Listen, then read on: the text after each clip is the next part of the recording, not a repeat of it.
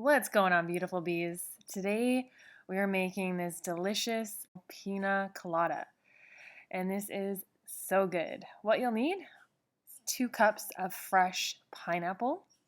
You'll need about a cup of pitted dates. This is the alkaline sugar we're using.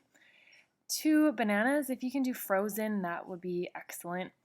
And 2 cups of fresh, if you can have a medium fresh coconut meat with the coconut water. Works out to be about 2 cups of coconut milk. And throw in some ice cubes too. That will just make it nice and frothy. But if you do 2 frozen bananas, that should be perfect. And then all we do is we just blend this up. And this is just a nice, healthy, nutritious, energetic, carbohydrate rich fuel to start your day, to get you going, to get you moving.